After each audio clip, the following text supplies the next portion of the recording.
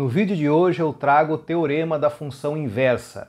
Seja f de x em y uma bijeção com inversa denotada por g, obviamente de y em x. Se f é derivável num ponto A que pertence ao domínio de f e também é ponto de acumulação desse domínio, e g, que é a inversa da f, é uma função contínua no ponto f de A, que eu vou representar por b, então g é derivável em b se e somente se f' de A é diferente de zero. Além disso, caso g seja diferenciável em b, então a derivada de g em b é 1 sobre a derivada de f em A. Vamos ver agora a demonstração desse resultado. Se e somente se. Vou começar com a ida. Na ida, a hipótese é de que g é derivável em b. Isso aqui é a hipótese. G é uma função derivável em b. E a tese é que f' de A é diferente de zero. E além disso, a derivada de g em b é 1 sobre f' de A. Então vamos lá. Eu vou colocar aqui a hipótese. A hipótese é que g é derivável em b e isso eu vou escrever assim. Existe g' de b. O que vai ser usado para demonstrar que f' de A é diferente de zero e g' de b é 1 sobre f' de A? Basicamente vai ser usada a definição de função inversa e a regra da cadeia. Para todo x em x, vale o seguinte: g de f de x é igual a x, uma vez que g é a inversa de f. Além disso, para todo x que está em x e também é ponto de acumulação de x, tal que existe f' de x, ou seja, tal que f é derivável nesse x, e existe g' de f de x, você tem que a derivada de g de f de x, vou representar isso assim, a derivada dessa função, usando a regra da cadeia, vai ser g' de f de x vezes f' de x. Mas por outro lado, essa expressão aqui, g de f de x, eu já sei que é igual a x. Então a derivada de g de f de x é igual à derivada de x. Em relação a x, é 1. Agora o que eu tenho que fazer simplesmente é tomar o x igual a A, porque A satisfaz essas condições aqui. Portanto, g' de f de A vezes f' de A é igual a 1. E aqui eu já tenho a conclusão de que f' de A é diferente de zero. Essa é a minha tese, é isso que eu quero provar aqui na ida, que f' de A é diferente de zero. Claro que isso acontece, por quê? Porque o produto de f' de A com g' de f de A é um número diferente de zero, é 1. Então, claramente, f' de A é diferente de zero. Então, aqui eu tenho a conclusão que f' de A não é zero. E, além disso, percebo o seguinte: f de A, essa expressão que aparece aqui, f de A é b.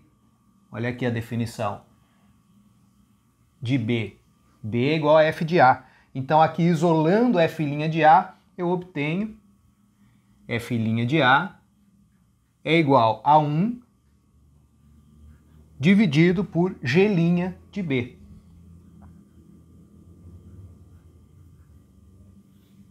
Exatamente esse resultado aqui. Então, dessa forma, está demonstrada a ida. Vamos ver agora a prova da volta. Agora, na volta, a hipótese é que f' de A é diferente de zero. Também eu tenho a hipótese dada anteriormente que g é uma função contínua em b igual a f de A. Vamos lá, o que eu quero demonstrar é que g é derivável em b e g' de b é igual a 1 sobre f' de A. Vou colocar aqui o que eu quero demonstrar.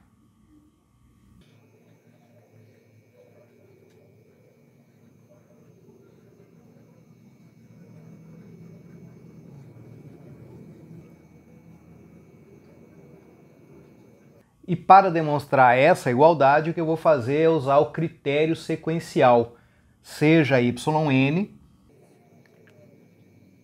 uma sequência de pontos em y menos b, com yn convergindo para b. Então, o que eu quero demonstrar é que limite de g de yn menos g de b sobre yn menos b, quando n tende ao infinito, é igual a 1 sobre f' de a. É aqui que eu quero chegar, porque eu vou usar o critério sequencial para demonstrar esse limite. O que eu vou fazer agora é apagar essa parte aqui do quadro e seguir com a demonstração aqui em cima. Então vamos fixar as hipóteses que nós temos. f' de a é diferente de zero e g é uma função contínua no ponto B igual a f de a. Yn é uma sequência de pontos de y menos b. Lembra que a função f, só lembrando aqui, era a função f de x em y, é uma bijeção, então uma função sobrejetora. Todo ponto de y é imagem por f de algum ponto de x. Então, cada termo da sequência yn é imagem de um certo ponto de x, pela função f.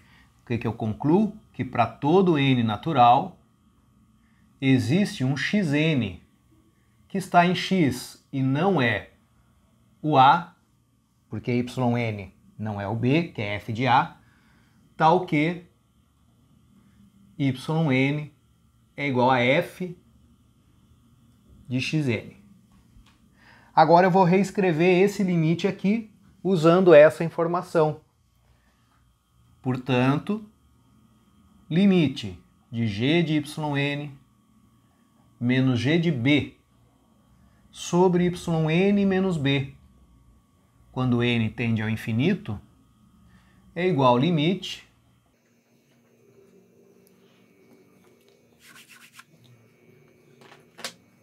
g de yn, g de f de xn, menos g de b, b é f de a, g de f de a, sobre f de xn menos f de a, quando n tende ao infinito. E agora eu vou usar a informação de que g é a inversa da f. Como g é a inversa da f, g de f de xn é xn. G de f de a é a.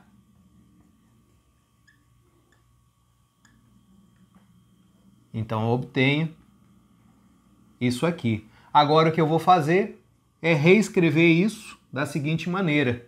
Limite, quando n tende ao infinito, de 1 sobre f de xn menos f de a sobre xn menos a. Não vou esquecer de onde eu quero chegar. Eu quero chegar aqui, porque perceba que eu parti desse limite aqui, que é esse.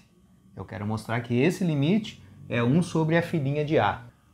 Eu vou apagar essa parte aqui e vou deixar só a última linha, que é onde eu quero chegar.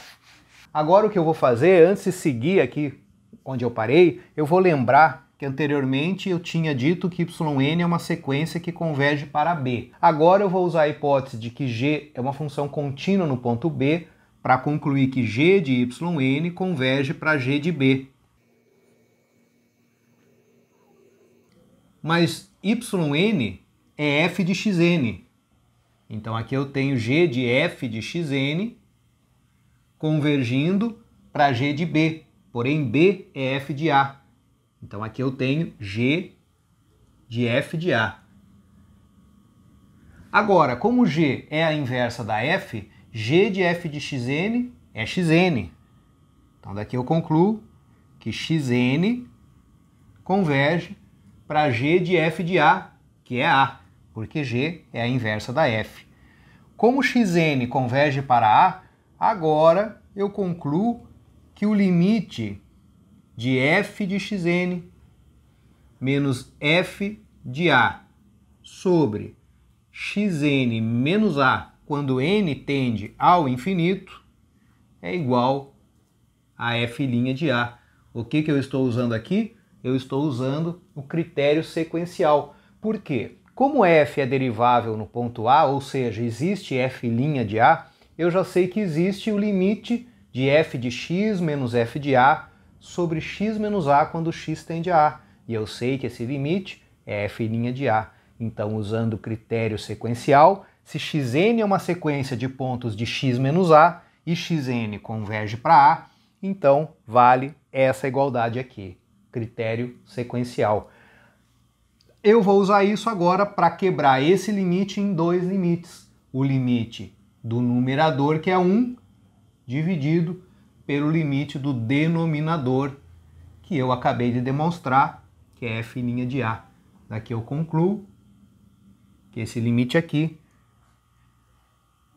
é 1 sobre f' de A.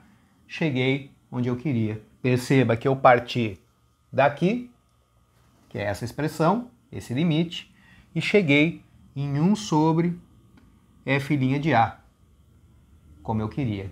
E isso finaliza a demonstração.